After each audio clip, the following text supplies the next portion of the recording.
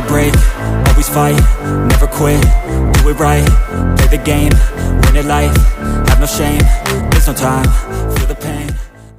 Hi friends, അസ്സലാമു അലൈക്കും. Welcome back to our channel. അപ്പോൾ ഇന്നിപ്പോൾ നോമ്പ് 13 എല്ലാവരും സുഖമായിട്ടിരിക്കുന്നല്ലോ അല്ലേ? ഞങ്ങളും അൽഹംദുലില്ലാഹ് സുഖമായിട്ടിരിക്കുന്നു. നോമ്പൊക്കെ എടുക്കാൻ പറ്റി. പക്ഷേ നല്ല ചൂടാണ് കേട്ടോ. ചെറുതായിട്ട് ഇന്നലെ ഒരു മഴക്കുള്ളതൊക്കെ ഉണ്ടായിരുന്നു, പക്ഷേ മഴയൊന്നും പെയ്തില്ല. എന്നാലും നല്ല തണുപ്പുണ്ടായിരുന്നു, നല്ലൊരു കാലാവസ്ഥയായിരുന്നു. പക്ഷേ ഇന്നൊക്കെ നല്ല ചൂടാണ്. രാവിലെ തന്നെ നല്ല ഒരു ചൂടുള്ളൊരു കാലാവസ്ഥയാണ് കേട്ടോ.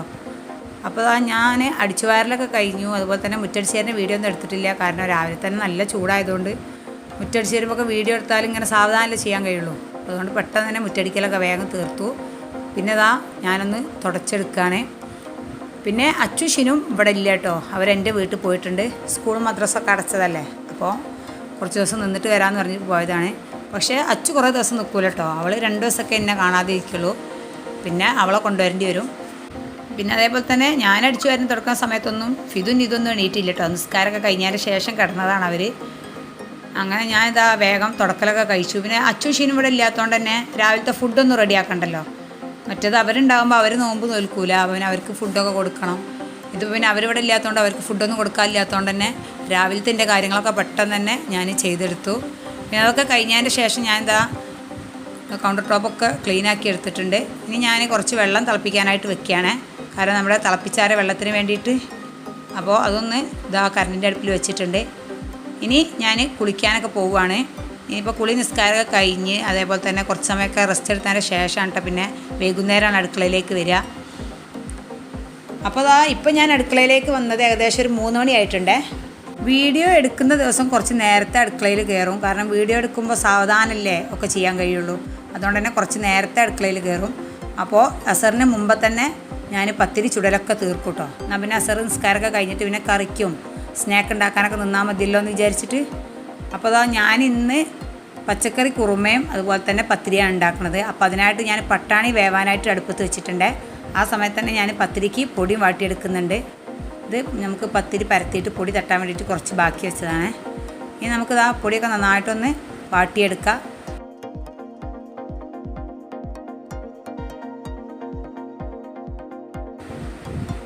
ഇതുപോലെ ജസ്റ്റ് ഇളക്കിയതിന് ശേഷം കുറച്ച് സമയം അങ്ങനെ വെക്കണം കേട്ടോ, എന്നാലേ നന്നായിട്ട് പൊടിയൊക്കെ വെന്ത് കിട്ടും. അപ്പോൾ പത്തിരിക്ക് നല്ല സോഫ്റ്റ് ഉണ്ടാവുക.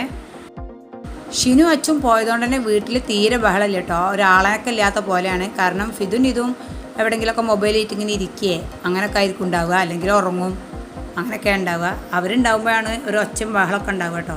അപ്പോൾ അവരുണ്ടാളും വീട്ടിൽ പോയി. അവിടെ നല്ല കളിയാണ്, കാരണം അവിടെ എല്ലാവരും ഉണ്ട്. അനിയത്തിൻ്റെ മോനും പിന്നെ ആങ്ങളുടെ മോളും എല്ലാവരും കൂടെ നല്ല കളിയാണ് അവിടെ. ഞാൻ ഇടയ്ക്കിടയ്ക്ക് വിളിക്കുമ്പോൾ ഇങ്ങനെ നല്ല ബഹളം കേൾക്കാം അവിടുന്ന്. അങ്ങനെ ഞാൻ അതിൻ്റെ ഇടയിൽ പത്തിരിയൊക്കെ പൊടി കുഴച്ചെടുത്തിട്ടുണ്ടായിരുന്നു. ഇനിയിപ്പോൾ ഒരുമിച്ച് തന്നെ പത്തിരി ചുട്ടെടുക്കലും പരത്തലൊക്കെ ഒരുമിച്ച് ചെയ്യുകയാണ്. ഇങ്ങനെ ആകുമ്പോഴേ നമുക്ക് ഏകദേശം അസർ ബാങ്ക് കൊടുക്കുമ്പോഴേക്ക് നമ്മുടെ പത്തിരിപ്പണിയാണ് കഴിയുള്ളൂ കേട്ടോ. അങ്ങനെ ഞാൻ അസറിനൊക്കെ മുമ്പ് തന്നെ പത്തിരിപ്പണിയൊക്കെ കഴിഞ്ഞപ്പോൾ ഞാൻ വിചാരിച്ചു സ്നാക്കിനുള്ള ചിക്കനൊക്കെ ഒന്ന് മസാല പുരട്ടി വെക്കാമെന്ന് വിചാരിച്ചു, ഞാൻ ഇന്നുണ്ടാക്കുന്ന സ്നാക്കിന് വേണ്ടിയിട്ട്. അപ്പോൾ ഞാൻ ചിക്കൻ മസാല പുരട്ടാനായിട്ട് എടുത്ത് വെച്ചിട്ടുണ്ട്. ഇത് എല്ലില്ലാത്ത ചിക്കന് ചെറിയ പീസാക്കി എടുത്തതാണ്. അതിലേക്ക് ആദ്യം 1 ടീസ്പൂൺ കാശ്മീരി മുളക് പൊടിയാണ് ഞാൻ ഇട്ട് കൊടുക്കുന്നത്. ഇനി അതിലേക്ക് 1/4 ടീസ്പൂൺ മഞ്ഞൾപ്പൊടി, ഒരു 3/4 ടീസ്പൂൺ ക്യുമിൻ സീഡാണ് കേട്ടോ, ചെറിയ ജീരകം. അതേപോലെ ഒരു 1/2 ടീസ്പൂൺ ഗരം മസാലപ്പൊടി, കുറച്ച് ഒറിഗാനോ, വളരെ കുറച്ച് മതി. അപ്പോൾ അത് നിങ്ങളുടെ കയ്യിലുണ്ടെങ്കിൽ ഇട്ടാൽ മതി, ഇട്ടാൽ നല്ലൊരു ഫ്ലേവറാണ്. ഇനിയിപ്പോൾ ഇട്ടിട്ടില്ലെങ്കിലും സ്നാക്ക് നല്ല ടേസ്റ്റാണ് കേട്ടോ. അപ്പോൾ ഒറിഗാനും കൂടെ ഇട്ട് കൊടുക്കുക. പിന്നെ അതുപോലെ തന്നെ അതിലേക്ക് ഒരു 1.5 ടേബിൾ സ്പൂൺ തൈര് ഞാൻ ഒഴിച്ചു കൊടുക്കുന്നുണ്ട്. ഈ തൈര് അധികം പുളിയില്ലാത്ത തൈരാണ്. അതേപോലെ 1 ടീസ്പൂൺ വിനാഗിരിയും കൂടി ഒഴിച്ചു കൊടുക്കുക. അതേപോലെ തന്നെ ആവശ്യത്തിന് ഉപ്പും. ഇനി ഇത് നന്നായിട്ടൊന്ന് മിക്സാക്കി എടുക്കണേ.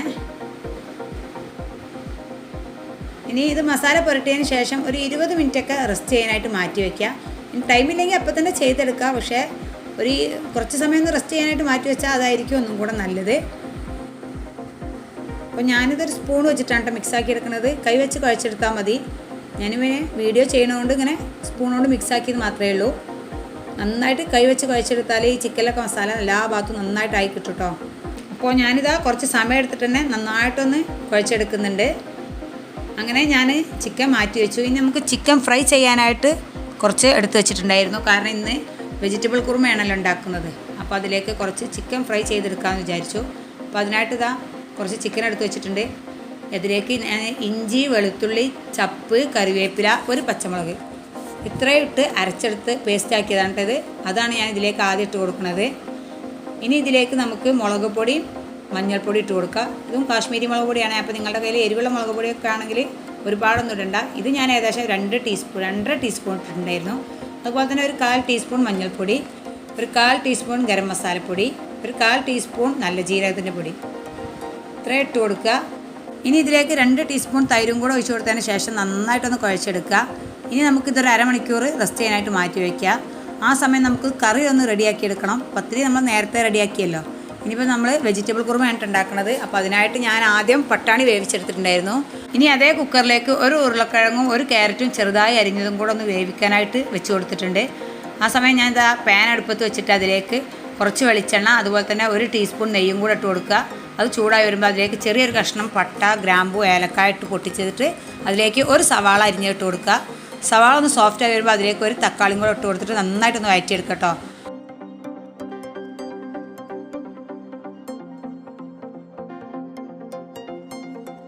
അപ്പോൾ ഞാൻ ഈ സമയം കറി വെക്കാനുള്ള പാൻ അപ്പുറത്തെ അടുപ്പിലേക്ക് മാറ്റി കൊടുത്തിട്ട് ഇപ്പുറത്ത് ഇതാ ഒരു ഫ്രൈ പാൻ വെച്ച് കൊടുത്തിട്ടുണ്ട്. കാരണം നമ്മുടെ സ്നാക്കിനുള്ള ചിക്കൻ ഫ്രൈ ചെയ്തെടുക്കാൻ വേണ്ടിയിട്ടാണ്. അതിലേക്ക് കുറച്ച് ഓയിൽ ഒഴിച്ച് കൊടുത്തിട്ടുണ്ട്. വളരെ കുറച്ച് ഓയിൽ മതിയെ. എന്നിട്ട് നമുക്ക് ചിക്കൻ അതിലേക്ക് ഇട്ട് കൊടുക്കാം. ഈ സമയം തന്നെ അപ്പുറത്ത് കറിക്കുള്ളത് ഇങ്ങനെ ഇടയ്ക്കിടയ്ക്ക് ഞാൻ ഇളക്കി കൊടുക്കുന്നുണ്ട്. അപ്പോൾ അതിൽ തക്കാളിയും സവാളയൊക്കെ നന്നായി സോഫ്റ്റ് ആയതിനു ശേഷം ഇനി നമുക്കതിലേക്ക് ഇഞ്ചി വെളുത്തുള്ളി പേസ്റ്റൊക്കെ ഇട്ട് കൊടുക്കുന്നുണ്ട്. ചിക്കൻ ഈ പാനിലേക്ക് ഇട്ട് കൊടുത്തിട്ട് കുറച്ച് സമയം അടച്ച് വെച്ചിട്ട് വേവിക്കണേ. അപ്പോൾ ഈ ചിക്കനൊക്കെ വെള്ളം ഇറങ്ങിയിട്ട് ചിക്കനൊക്കെ പെട്ടെന്ന് തന്നെ വെന്ത് കിട്ടും. അപ്പോൾ ഞാനതൊന്ന് അടച്ച് വെച്ചിട്ടുണ്ട്. ഇങ്ങനെ ചെയ്താൽ മതി. പിന്നെ അതേപോലെ തന്നെ അപ്പുറത്തെ അടുപ്പിൽ ഞാൻ ഇഞ്ചി വെളുത്തുള്ളി പേസ്റ്റ് ഇട്ട് അതിൻ്റെ പച്ചമുളകൊക്കെ മാറിയതിന് ശേഷം മസാലപ്പൊടികൾ ചേർത്ത് കൊടുക്കുന്നുണ്ട്. ഇതിൽ ഒരുപാട് മസാലപ്പൊടികളൊന്നും ചേർക്കണില്ല കേട്ടോ. ഒരു പിഞ്ച് മഞ്ഞൾപ്പൊടി, അതുപോലെ തന്നെ ഒരു 1/4 ടീസ്പൂൺ ഗരം മസാലപ്പൊടി, 1 ടീസ്പൂൺ കുരുമുളക് പൊടി, 1 ടീസ്പൂൺ മല്ലിപ്പൊടി ഇത്രയും പൊടികളാണ് ഞാൻ ഇട്ട് കൊടുക്കുന്നത്. ഇനി പൊടികളുടെ പച്ചമുളകൊന്ന് മാറി വരട്ടെ. അതുവരെ ഒന്ന് വഴറ്റി കൊടുക്കുക. തീ കുറച്ച് വെക്കണം ഈ സമയം. പിന്നെ അതേപോലെ തന്നെ ഇപ്പുറത്ത് ചിക്കൻ ഞാൻ ഇടയ്ക്കിടയ്ക്ക് തുറന്നിട്ട് ഇളക്കി കൊടുക്കുന്നുണ്ട്.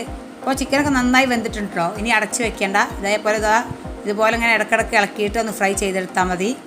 ഇനിയിപ്പോൾ ചിക്കനൊക്കെ ഒന്ന് ഫ്രൈ ആയി വന്ന സമയത്ത് ഞാൻ ഫ്ലെയിം ഓഫ് ചെയ്തിട്ടുണ്ട്.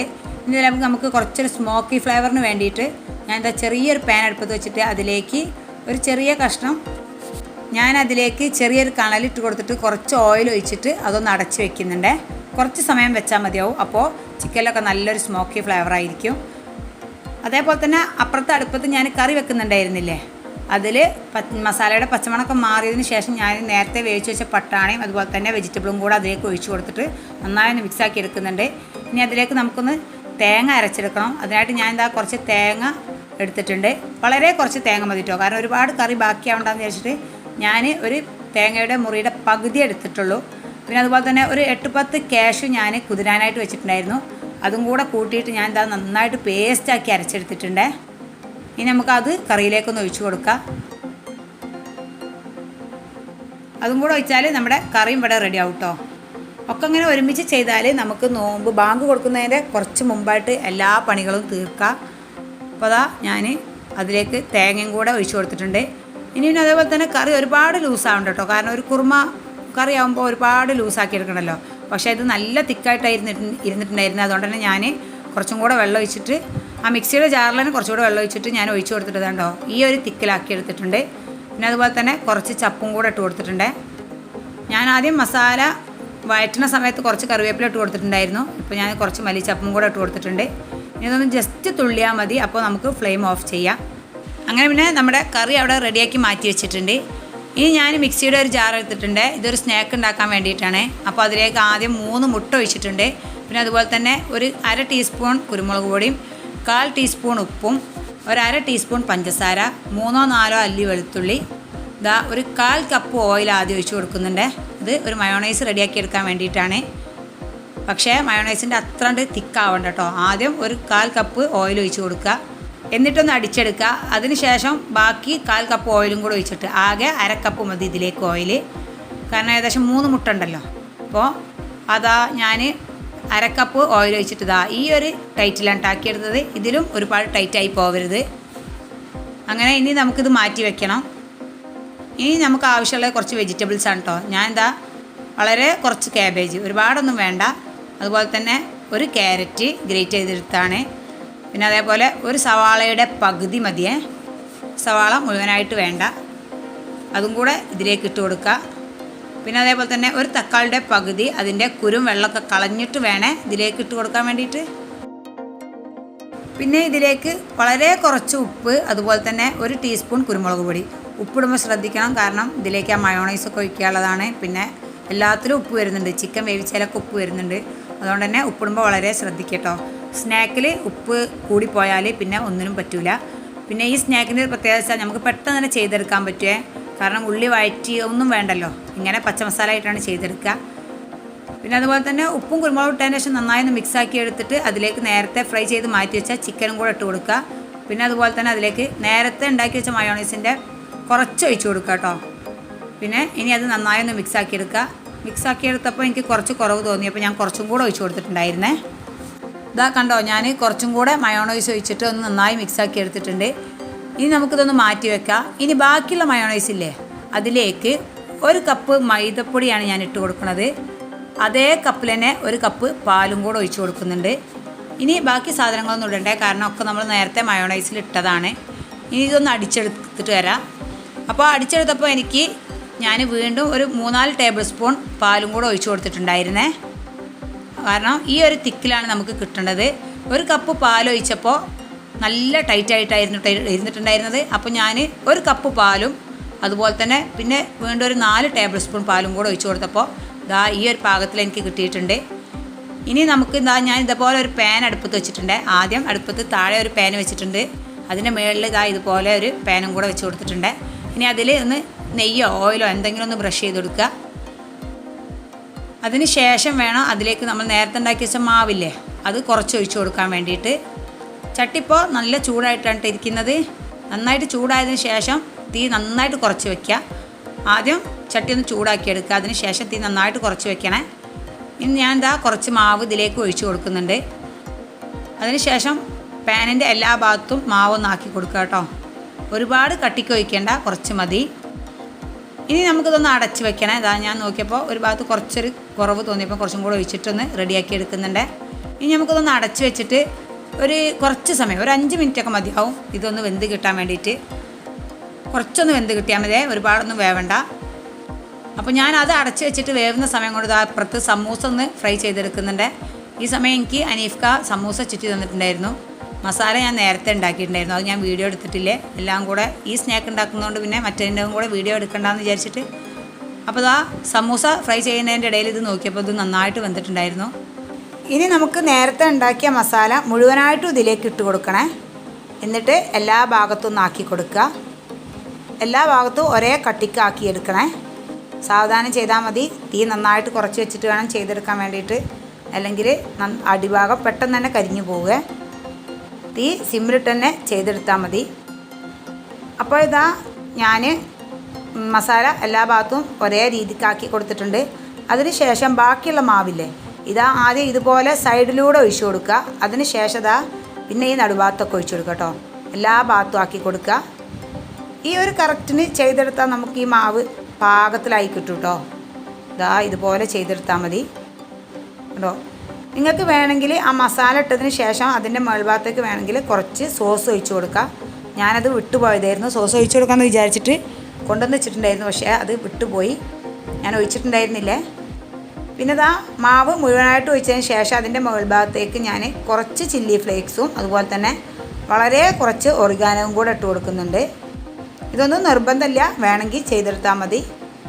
അതിനുശേഷം ഞാൻ 1-2 ചെറിയ കഷ്ണം ചപ്പും കൂടെ മേൽഭാഗത്ത് വെച്ച് കൊടുക്കുന്നുണ്ട്.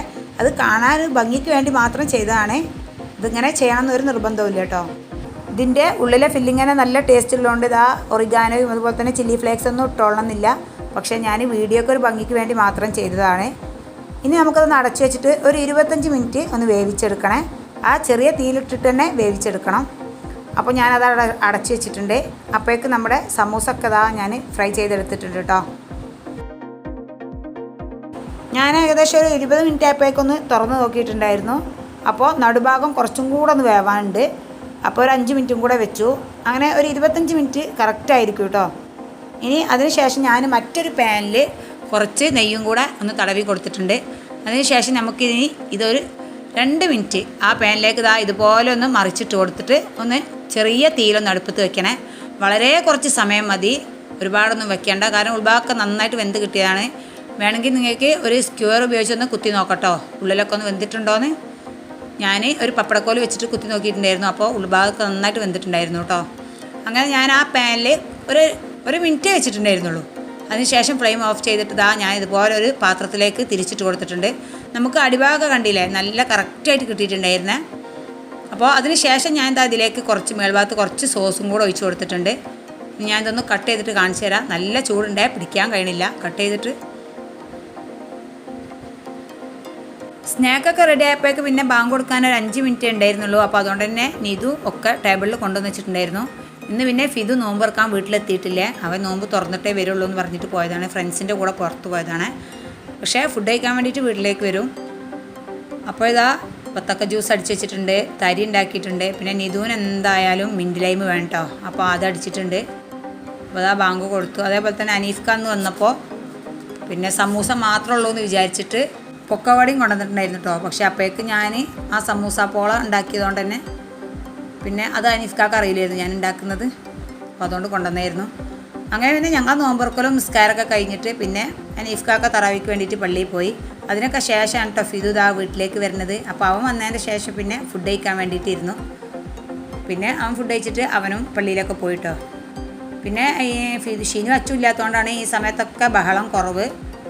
അപ്പോൾ ഇത്രയൊക്കെ എൻ്റെ വീഡിയോ ഉള്ളൂ. എൻ്റെ വീഡിയോ നിങ്ങൾക്ക് ഇഷ്ടമായെങ്കിൽ ലൈക്ക് ചെയ്യുക, ഷെയർ ചെയ്യുക, സബ്സ്ക്രൈബ് ചെയ്യുക, തൊട്ടുള്ള ബെല്ലൈക്കൺ പ്രസ് ചെയ്യുക. ഇൻഷാ അല്ലാഹ് പുതിയൊരു വീഡിയോ ആയിട്ട് കാണാം.